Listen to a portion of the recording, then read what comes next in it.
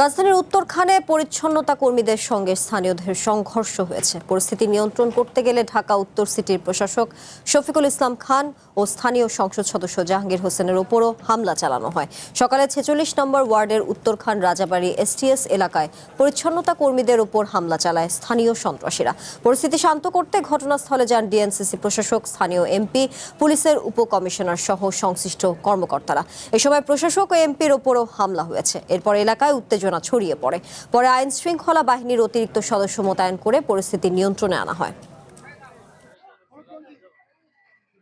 City কর্পোরেশনের মানুষজনকে মারধর করে ওদেরকে একদম যা ইচ্ছা তাই করে ফেলছে। আমরা পরিস্থিতিটা জানতে গেছি, জানতে যাওয়ার পরে আমরা দেখি তারা সেই অ্যাগ্রেসিভ, তারা বিভিন্ন জায়গা থেকে সন্ত্রাসী নিয়ে সেখানে সেই একই ধারায় আছে। সেখানে আমাদের সাথে যে লোকজন গিয়েছে সেখানে তাদের এমন একটা অবস্থা যে তারা এখানেও হামলা করবে।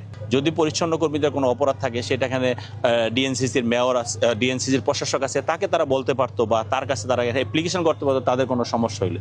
সেই সমস্যা সমাধান না করে তারা নিজেরা গায়ের জোরে ওই এলাকাটা একটা রাম রাজত্ব কায়েম করেছে।